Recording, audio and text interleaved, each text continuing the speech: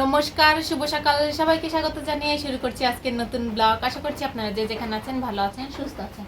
এখন বাইরে একটু একটু বৃষ্টি হচ্ছে, খুব বেশি জোর বৃষ্টি হচ্ছে না, অল্পই হচ্ছে। মনে হচ্ছে আজকে সারাদিন বৃষ্টি হবে। হ্যাঁ, মানে এই টিপ টিপ টিপ টিপ করে বৃষ্টি পড়বে।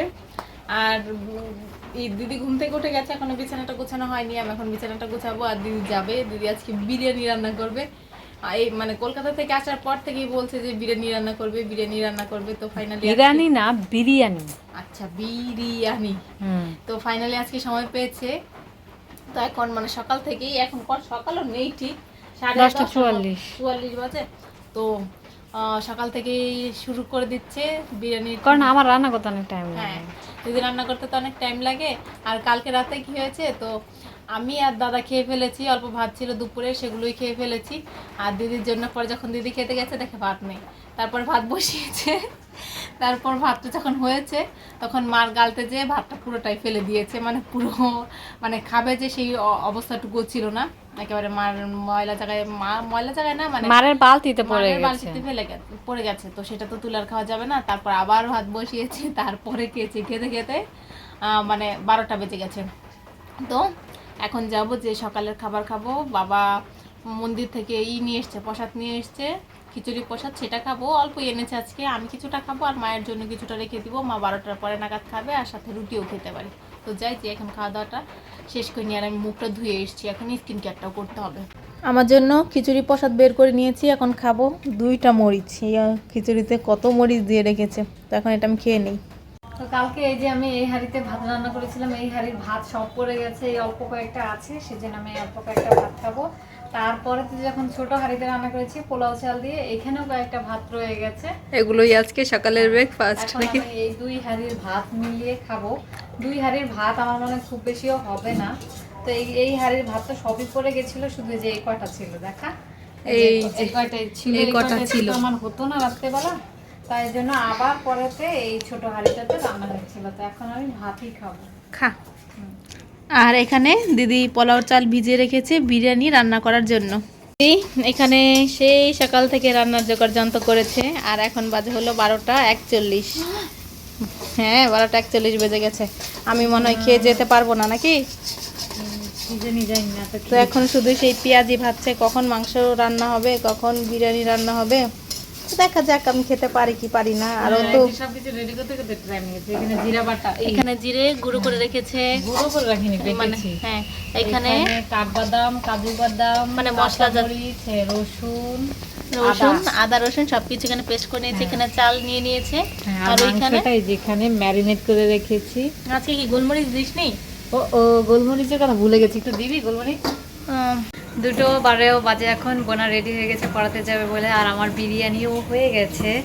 শুধু তাও মা একটুখানি ঢাকা দিয়ে রেখেছে, চুলার মধ্যে মৃদু আছে। এই যে এখানে আছে বিরিয়ানিটা, খুলে পরে দেখাচ্ছি। এখানে নিম পাতাটা বের করেছি, আজকে আবার গায়ে মারবো। আর স্যালাডের জন্য কোথায় যেন, এই যে এখানে আমি পেঁয়াজ, শসা, টমেটো আর মরিচ কুচি করে নিয়েছি। বিরিয়ানি নিয়ে বসে গেছে আর একজন খেতে। ভালোই হয়েছে আজকে। ভালো হয়েছে? আস্তে আস্তে ভালো শিখে যাচ্ছিস। হ্যাঁ, অন্যান্য দিনের তুলনায় ভালো হয়েছে আজকে। মাংসটাও লবণ ঠিক আছে। ঠিক আছে। ঠিক আছে, তাহলে খা, আমিও খাবো, খেয়ে নেবো এক্ষুনি, আমার খিদা হয়ে গেছে। আমিও নিয়ে নিয়েছি, আর যে বোনাই দিকে খাচ্ছে, এখন আমিও খেয়ে নেবো। প্রচণ্ড খিদেও পেয়ে গেছে। 6টা 50 এখন বাজে, আর আমি এসে দেখি দিদি এখানে সেলাই করছে। আর কি সেলাই করছে? পুজোর জামা। দিদি আমার পুজোর জামা সেলাই করছে। তো কতটুকু আজকে সেলাই করা হবে সেটা আমি জানি না। সেলাই করা শেষ হলে তারপর আপনাদের সাথে আমি ভালো করে শেয়ার করে দেবো, নাকি? খারাপ করে শেয়ার করে দে। তুই এরকম ঘুরে গেলি কেন? কেন, ও ঘুরে যাব না তো কি বলবি বল? জায়গা বাস না, বল বল। বোনা এখানে হচ্ছে ড্রাগন কাটছে, দীপুর এসছে তাই জন্য, তাই না বল? ড্রাগন কাটা দেখলে কি ভালো লাগে, লাল টুকটুকে হয়ে যায়। আজকে সন্ধেবেলায় দিব্যুরা আমাদের বাড়িতে এসেছে, আর অনেক দিন পরে এসেছে। তো দিব্যুদের বাসায় অনেক আত্মীয় এসেছে, তাদের সবাইকে নিয়ে এসেছে। আর সবাই বলছিল দিব্যকে একটু নাচানাচি করার জন্য। দিব্যু একটু নেচেছো, কিন্তু দিদি আসাতে দিদিকে দেখে শরম পেয়ে আর নাচছে না।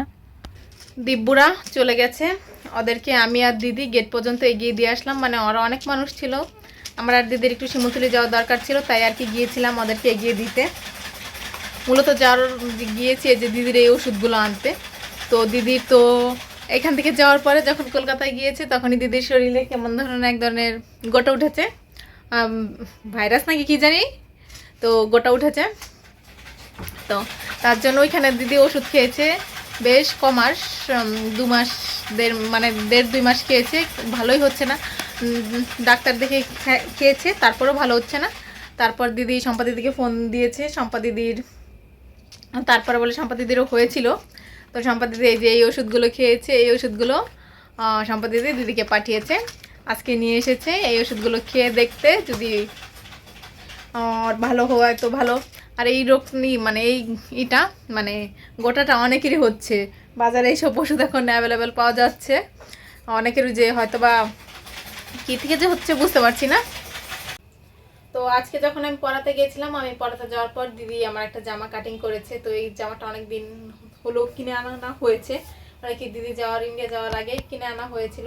তো তখনই আমরা বলেছিলাম এই জামাটা পুজোতে পরবো। তো পুজোর ষষ্ঠী কি সপ্তমী না ষষ্ঠীতেই পরবো মূলত। তো এই জামাটা দিদি আজকে আমি যখন পড়াতে গিয়েছিলাম তখন বের করে কেটে বানিয়েছে। তো এই যে একটু আগে যে শিমুতল গেছি, তারপরেও এসে পাজামাটা বানিয়েছে। দিব্যুরা যখন এসেছিল তখন মনে হয় জামাই করছি না, হ্যাঁ জামা সেলাই জামা সেলাই করছিল। তো জামা একটু দেখিয়ে দিই, করে ফেলেছি, এটা হলো আমার জামাটা সুন্দর। সরস্বতী কেন বলছি, দুর্গাপূজার প্রথম জামা, ষষ্ঠীর জামা, ষষ্ঠীতে পরবো। তো এই যে এটা হলো একটা লাল কালার জামা, আর এখানে কি জানি এই প্রিন্ট করা আছে, গোল্ডেন পিন। আর এখানে গলাটা এরকম দিয়েছে, এটার মানে গলার মধ্যে একটু ভিনেক করা ছিল, তো তাই ভিনেক দিয়েছে। আর এই যে এখানে লেস বসিয়েছে, এটা হয়তো গোটা পাত্তি বলে না, গোটা পাতি লেস। তো এই যে এখানে হাতাও লাগিয়ে ফেলেছে, হাতায় এই কি বেশ লেসটা আমি হাতায় দিয়েছি, গলায় দিয়েছি, যে নিচের পোরশনেও দিয়েছি, হ্যাঁ নিচেও দিয়েছি, বহু জায়গায় দিয়েছে। আর এই জামাটাতে বলেছে দিদি আরো কাজ করবে। তো মানে এখন আপাতত বানানো হয়েছে, হাতের কাজ বাকি আছে, এখানে পুঁতি টুতি অনেক কিছু বসাবে। তো এই ছিল আমার দুর্গাপুজোর অষ্টমী কেন বলছি, ষষ্ঠীর জামা, শুধু ভুলভাল বলে ফেলছি। তারপর জয়দেবপুর না, শিমুলতলি থেকে এসে এই যে পায়জামাটা কমপ্লিট করেছে। আর এটার মধ্যে তেল ভরিয়ে দিয়েছে, মানে মেশিনে তেল দিয়েছিল, তারপর এটা সেলাই করেছে। এখন এটা থেকে কেরোসিন না, ঠিক তেলের গন্ধ বেরোচ্ছে। এখন এটা না ধুয়ে পরা যাবে না, সঙ্গে এটাও আমাকে ধুতে হতে পারে। তো এই ছিল আমার পুজোর ষষ্ঠীর জামা। তো এখন যাব আমি, সেই কখন সন্ধ্যার সময় এসেছি, এসে আমি ফ্রেশ কিচ্ছুই হয়নি। ওই দিব্যুরা এসেছে, দিব্যুদের সাথে একটু বসে গল্প টল্প করেছি, তার জন্য ফ্রেশ হয়নি। তো এখন যাব, যে ফ্রেশ হব, মুখ টুক ধুবো, ভালো করে স্কিন কেয়ার করবো। পুজোর আগে তো বলেছি একটু সুন্দর করে স্কিন কেয়ার করব। তো এখন যে তারপরে স্কিন কেয়ার করে তারপরে খাওয়া দাওয়া করবো। যেহেতু দুপুর আজকে বিরিয়ানি খেয়েছি, অনেকগুলোই রান্না করেছে, সেগুলোই এখন খাবো।